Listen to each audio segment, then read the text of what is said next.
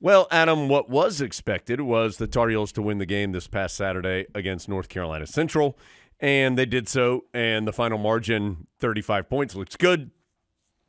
The game, at least on the scoreboard, was closer than that, which is, I guess, the ultimate measure. Until the fourth quarter. I mean, Tar Heels were down 7-0 after the first quarter. The Heels led 17-10 through three quarters, and then just ran away and scored 28 straight points in the fourth quarter and won it 45-10. Just a lot of stuff happened in this game. Most notably, of course, was the change at quarterback with Jacoby Criswell coming in the third series, something that had been planned during the week by the Carolina coaches. And in talking with them on Friday, Adam, after our podcast came out, of course, I got the sense that Criswell was going to get some opportunity to play in this particular game. And he did, and I thought he played well. I mean, the stats aren't like eye-popping. 14 of 23, 161 yards, a touchdown, no interceptions. Ran the ball a couple of times for 16 yards as well. But I thought for someone who has not played a ton of football, even though he has been in college for a while, of course, as a backup here at Carolina, then transferred to Arkansas as the backup there, and now back to Carolina. I don't think with any anticipation necessarily that this year, because Criswell does have another year of eligibility after this year, but I don't think the anticipation necessarily, at least I know it wasn't from the Carolina side, and they've been very open about this, that in the discussions with Criswell when he was talking about transferring back, that they said, look, it's unlikely that you'll be the starter this year. You're just behind two guys who have been here and they've been through the spring, and you're not going to be able to get here till training camp because of finishing up your work at Arkansas, and it just unlikely to happen. And so he just hasn't had a ton of live reps, even though he's been in college for a while. And so a guy who looked relatively comfortable, I thought, despite that few amount of reps in his career. There is no doubt that Jacoby Criswell has unusually high arm talent.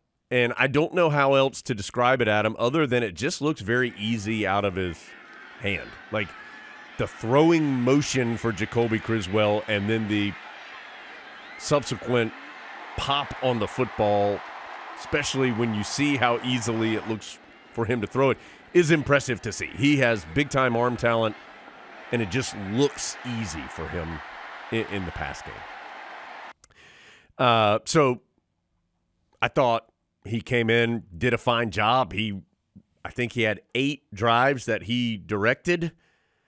Carolina scored 5 touchdowns, 1 field goal, and there were 2 turnovers on downs, one of which was just a straight drop by a good player, John Copenhaver, on 4th down on one of them. And one of them was an odd play where it was 4th and 12, and Carolina's receiver ran a 10-yard route. So Criswell had success, and I thought looked relatively comfortable doing so. Connor Harrell did not have the same level of success. He struggled early, nearly threw a couple interceptions. Carolina, I think, ran 8 plays in the first 2 drives that Connor Harrell was the quarterback. Came in for a drive in the third quarter, which stalled out after a first down or 2, and then came in later and looked better once the game was out of hand. So Mack Brown has said that he feels as though Carolina, very very things to what he said in the preseason, that he felt like Carolina was going to need both quarterbacks, that they were going to prepare both those guys to play, and that the anticipation was that they would both play a role in some form or fashion moving forward. How that plays out, I don't know.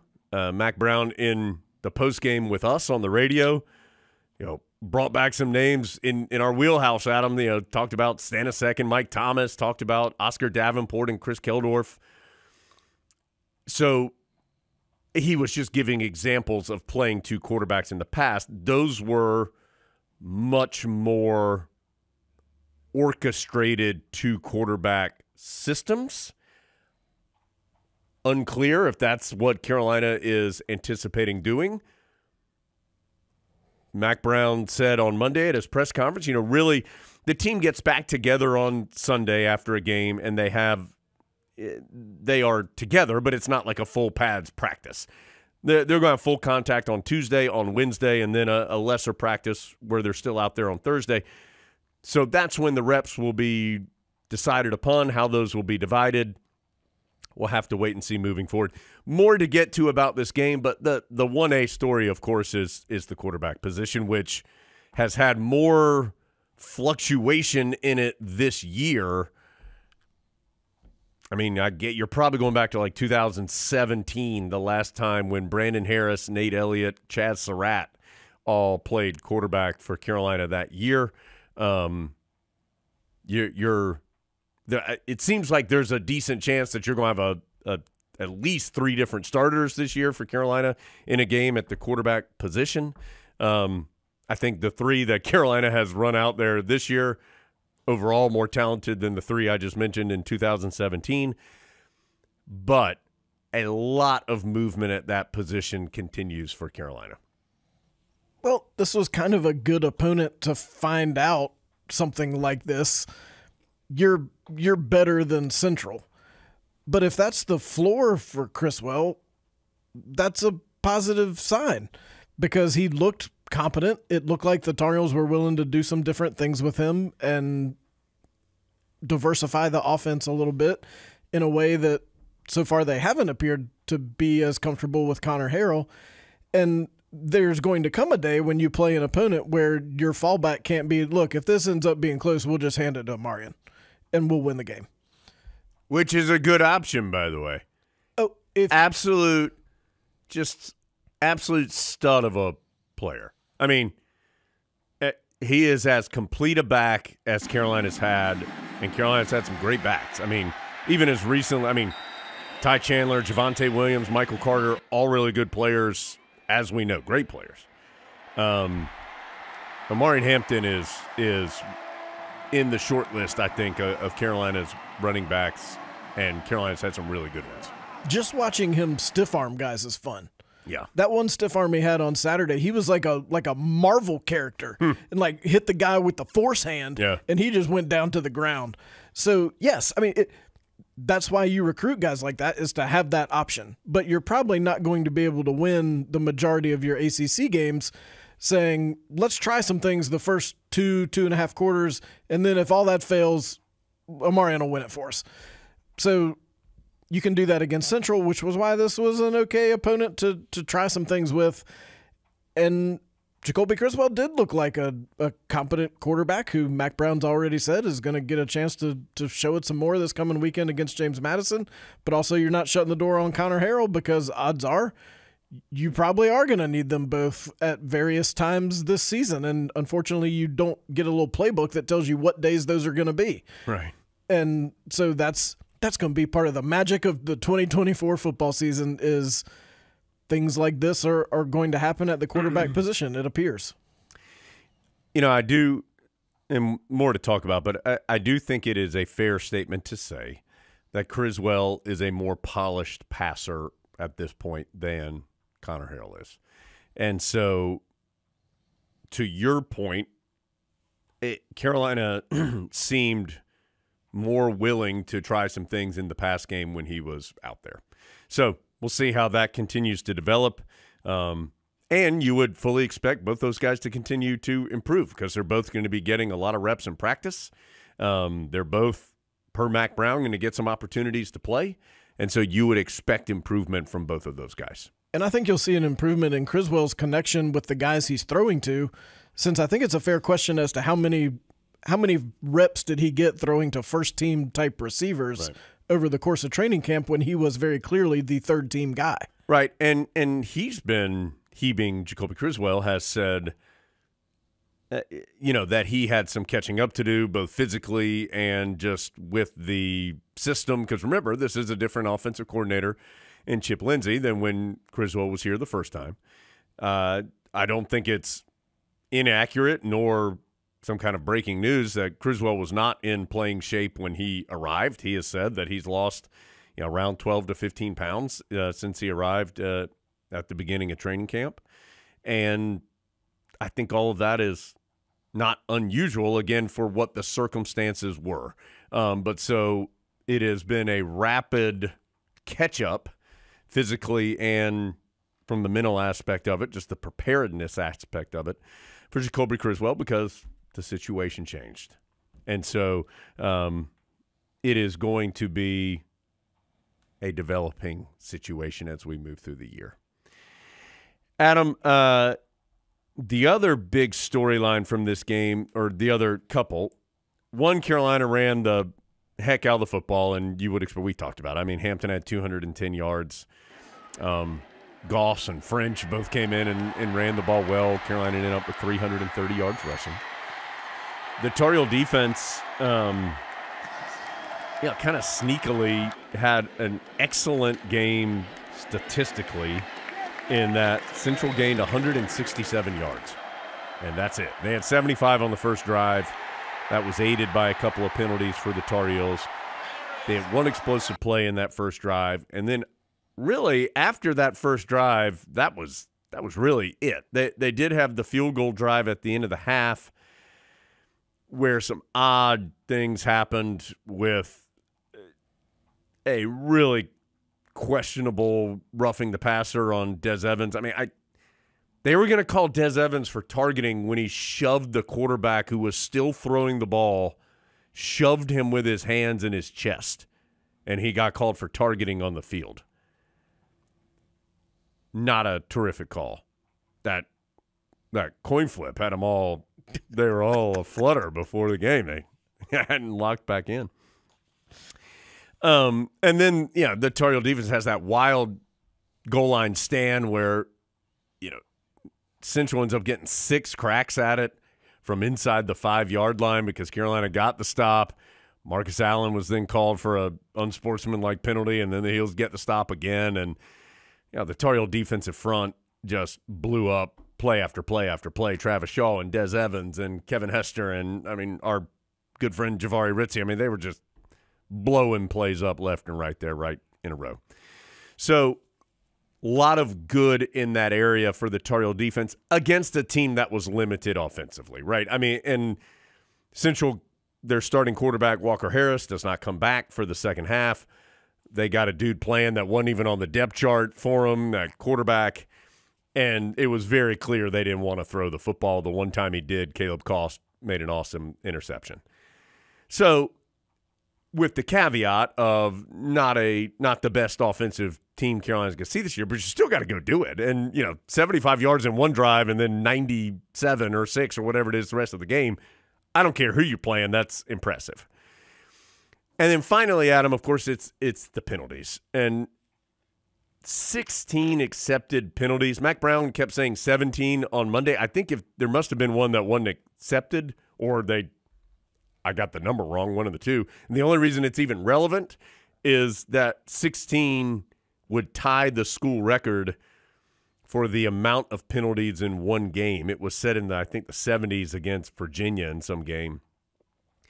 So that's a lot of penalties. And the one thing that you left this game, because again, Tar Heel defense was statistically excellent. A lot of those penalties were on the defensive side. Offside, roughing the quarterback, and there were 3 roughing the quarterbacks.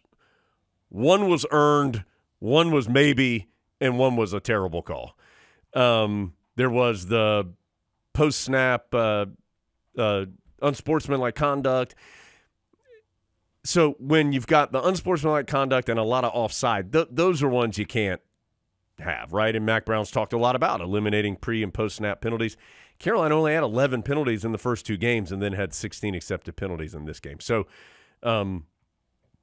still got to wait and see if that's a one-game issue or if that's something that is longer term.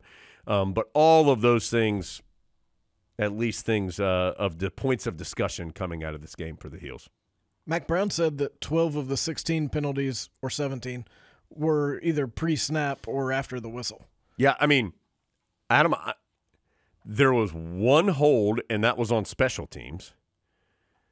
So if I'm not mistaken, there was not a hold on the offensive line, and there was not a pass interference. And those are the two that you see the most. Now, Central wasn't throwing very often, so you're not going to get a ton, obviously, there. But those are the two most common penalties, I think, within the course of play, or defensive holding in the secondary, that type of penalty. And there were not many of those at all, if any. I also think it's probably true, and I've never officiated a college football game, the pre-snap and post-snap are probably the easiest to see if you're maybe not the A crew. Well, Marcus Woods called the national championship game last year. That's disheartening. I mean, Michigan, Washington, the referee for the Carolina game on Saturday was the referee for the national championship game last year. Again, I think you got to give him some benefit of the doubt after he had to hold that coin in his hand. Is that real? Is the coin real? Like, some people are saying, like, this can't be real. It is real. That's wild. Because we didn't get got, did we? That's not a fake coin. Two different people at that Louisville game had pictures of the coin that was used to flip. Wow. Now, are they going to use it for every game? I don't know. Maybe there's a special Kenan Stadium coin. You could ask one of the kid champions. Yeah. All right. Sorry, I distracted you. The defense thing, I mean, I get that it was Central, but I also get that they went 75 yards on the first possession. And how many times as a Tar Heel football fan have you sat there and watched somebody do that, and then they keep doing it the rest of the first half? Well, that was going to be my point, is even in recent years, Florida A&M a couple years ago, Campbell last year in the first half. I mean, there have been some times that Carolina was clearly the more talented team and didn't put up those type of numbers. And again, Central's not the best offense Carolina's going to face. The Tar Heel defense just absolutely shut them down after that first drive. Again, there was the one other drive, whatever. That first drive shut down after that. And the rest of the first half was with the legit quarterback.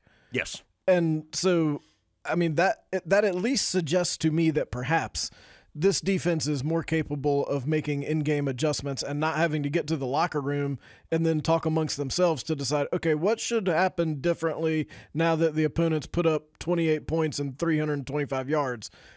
Jeff Collins was able to do it in the course of the game. And I think the iPads have made a big difference there, and Jeff Collins has said it. I do think, like, that wasn't the headliner for the changes for college athletics. I think people were more interested in the helmet communication and even in some degree more interested in the 2-minute timeout/warning, because that affects you as a fan more. But those iPads, I think, have made a huge difference. Yeah. And it's hard to understand why that wasn't allowed in the year 2023. But I'm glad that it is in 2024. That is an improvement. So, I mean, you're never going to get the entire read you want on this football season by playing Central. Right. But you found out some things, and you also identified some things that clearly need to get better. It's just been a weird start to the year. Like, 3 games in, and I'm still not sure that we know a ton about.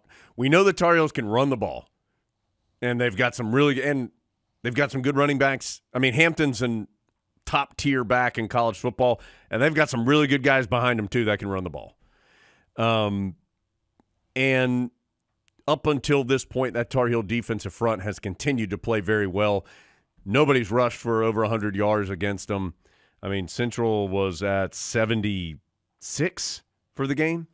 So, I mean, that's 3 straight opponents that haven't even got 80 yards against Carolina on the ground. Those are the 2 things to me that have been constant so far, is running and stopping the run, which is good. That's something Mac Brown identified and said needs to be the number 1 goal, is to run the ball, stop the run. So that's happened. But past that, Adam, it's just hard to – I don't know. And some of that, of course, is the ambiguity at the quarterback position, but it's just – I don't know. And, James Madison coming in, Yeah, they're a good defensive team. They've been really good on defense, and their coordinator has been at Duke the last 2 years. He was their co-defensive coordinator last year, so he's going to know the Tar Heels. And they've been very good defensively in the first 2 games. And one of their better offensive players is George Pettaway, who, of course, was on Carolina the last 2 seasons. So I do think this is going to be the second best team that Carolina's played so far. I don't think they're as good as Minnesota, but they are better than Charlotte and North Carolina Central. And so the Heels will hopefully learn a little bit more, because after that you're going to Duke.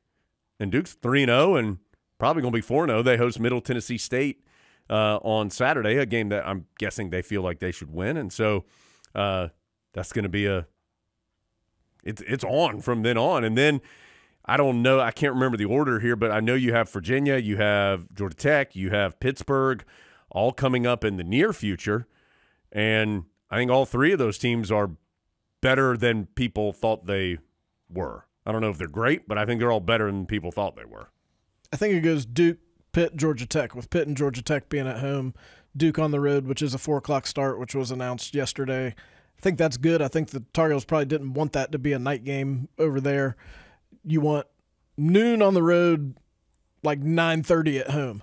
So 9:30 p.m. Oh, yeah. So this 3-game stretch is 3 teams that I think are probably going to be in the what appears to be sort of a bunch in the middle of the league. And so you want to try to be towards the top of that bunch so that you can be in a position to do something good at the end of the year.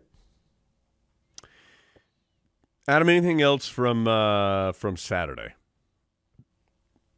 No.